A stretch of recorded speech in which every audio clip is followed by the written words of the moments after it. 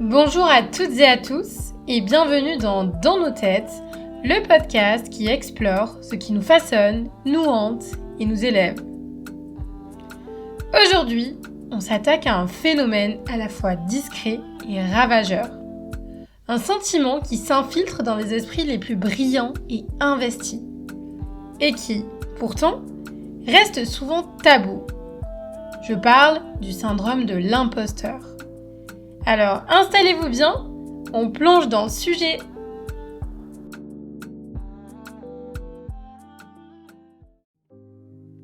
Peut-être que vous avez déjà ressenti ce petit vertige intérieur, ce moment douteux, silencieux, face à une réussite qu'on n'arrive pas à intégrer. Comme si, malgré les épreuves, on avait juste berné le système. Ce ressenti porte un nom, il s'appelle le syndrome de l'imposteur. Alors, qu'est-ce que c'est exactement ? Donc, le syndrome de l'imposteur, ce n'est pas juste se sentir nul, c'est bien plus insidieux. En fait, c'est le sentiment persistant de ne pas être légitime, même quand les faits prouvent le contraire.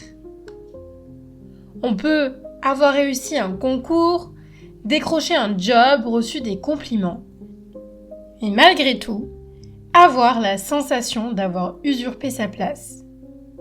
En fait, comme si la réussite ne venait pas de nos compétences, mais d'un coup de chance, d'un malentendu ou d'un excès de travail, qui serait là d'ailleurs uniquement pour masquer nos lacunes. Ce syndrome repose en général sur 3 piliers. D'abord, une incapacité à s'attribuer ses réussites en minimisant, dédramatisant ou en détournant ce que l'on a réussi par exemple. Ensuite, la peur constante d'être exposé comme une fraude. Et pour finir, une dissonance entre l'image qu'on projette et ce qu'on croit vraiment être. Et ce qu'il faut comprendre, c'est que plus on réussit, plus ce doute peut s'accentuer. Parce qu'en fait, chaque victoire devient une nouvelle menace, celle d'être enfin démasqué. Mais pourquoi est-ce qu'on ressent ça lorsque l'on a le syndrome de l'imposteur ? Et en fait, d'où vient cette voix intérieure qui nous fait croire qu'on triche alors que ce n'est pas le cas ? Donc tout d'abord, un point important que je souhaiterais clarifier. Le syndrome de l'imposteur, ce n'est pas une maladie, ni un trouble mental répertorié dans les manuels de psychiatrie.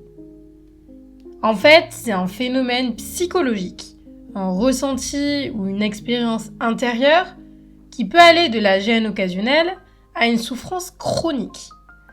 Et les études sont claires, entre 60 et 70% des personnes disent avoir déjà ressenti ce sentiment d'imposture au moins une fois dans leur vie. Donc non, ce n'est pas un phénomène rare, réservé à une poignée de personnes trop stressées ou trop sensibles. Mais ce qu'on sait aussi, c'est que certaines personnes sont plus vulnérables que d'autres à ce syndrome. Il y a effectivement des terrains favorables, des sensibilités particulières et des contextes qui peuvent nourrir ce sentiment. Donc, quand on observe de plus près, il y a des profils qui reviennent souvent. Des sensibilités, des parcours, des dynamiques personnelles qui rendent certaines personnes plus vulnérables au sentiment d'imposture. Et je le souligne, ça ne veut absolument pas dire qu'il y a un seul type de personnes concernées, mais plutôt des schémas qui se recoupent. Donc ici, je donnerai quelques exemples. Mais ça ne représente pas toutes les personnes qui souffriront ou souffrent du syndrome de l'imposteur. Donc, premier exemple. Il y a celles et ceux pour qui l'excellence a toujours été une norme. Des personnes qui ont grandi avec cette norme silencieuse. Tu dois être parfait ou parfaite. Pas d'erreur, pas de faiblesse. Et quand la barre est toujours très haute, la moindre faille peut faire vaciller toute l'estime de soi. On observe aussi que les personnes issues de minorités sociales, culturelles, racisées ou de genre sont particulièrement exposées au syndrome de l'imposteur. Pourquoi ?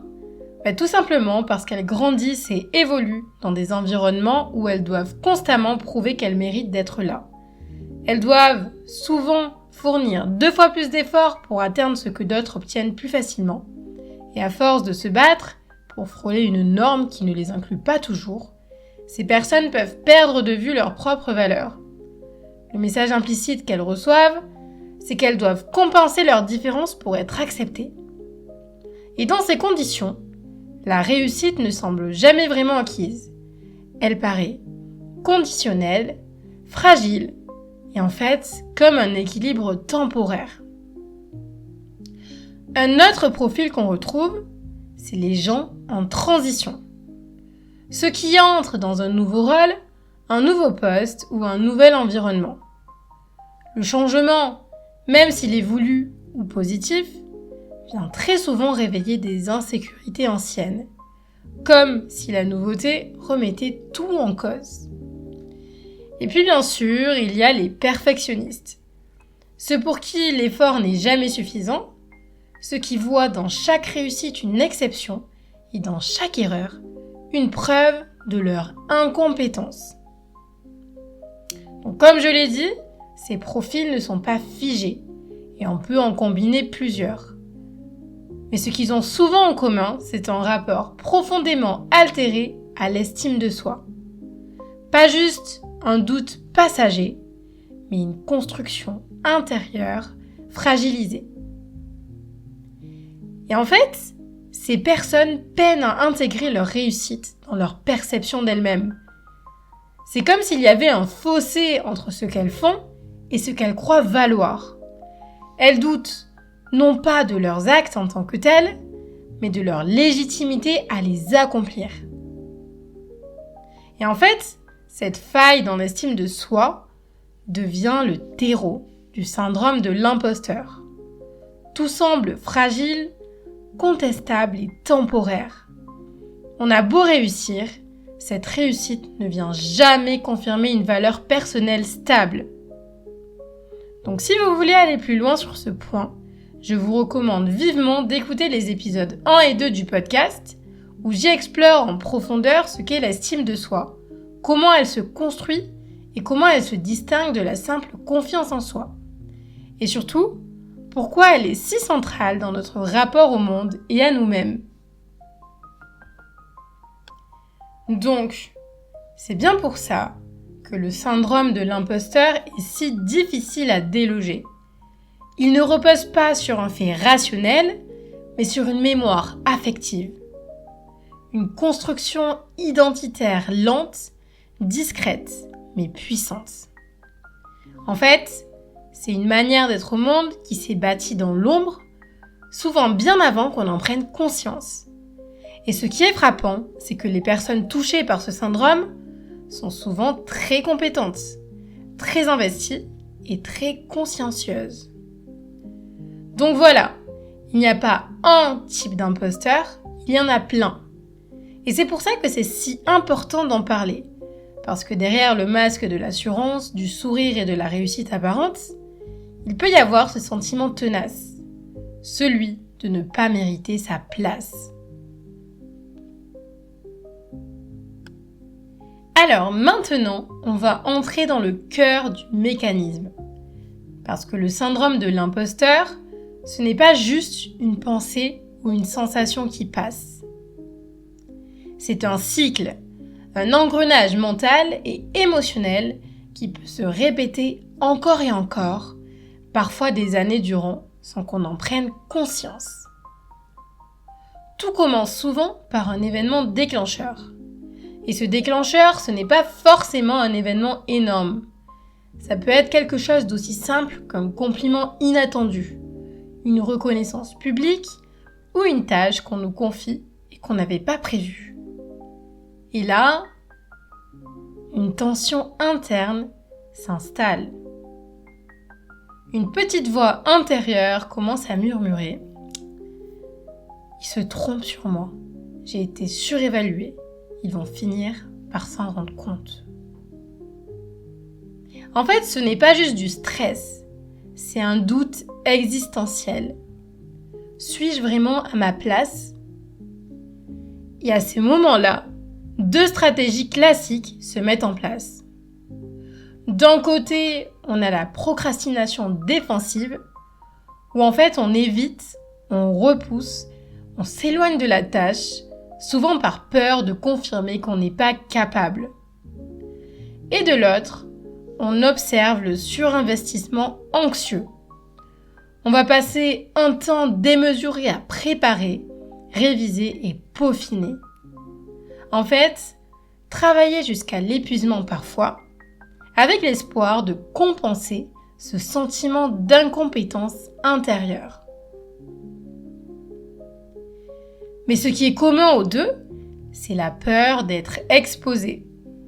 La peur que les autres découvrent ce que l'on pense caché, un défaut de compétence et une identité qui ne mérite pas vraiment le succès. Et cette peur n'est pas exagérée dans leur esprit. Elle est vécue comme une menace réelle, constante et presque physique. Parce qu'en réalité, ce qui se joue là, c'est la protection de l'image de soi, cette fameuse estime déjà fragilisée. Alors, on agit, mais pas pour créer ou apprendre. On agit pour éviter d'être percé à jour. Et ensuite vient la réussite. Le projet aboutit, le compliment tombe, l'objectif est atteint. Et sur le moment, il y a un sentiment de soulagement. Mais il est bref. Car très vite, le discours intérieur reprend le dessus. C'était un coup de chance. C'était pas si difficile que ça, et en soi, j'ai juste eu de l'aide. Autrement dit, on dévalue systématiquement la réussite. On refuse d'en être l'auteur ou l'autrice légitime.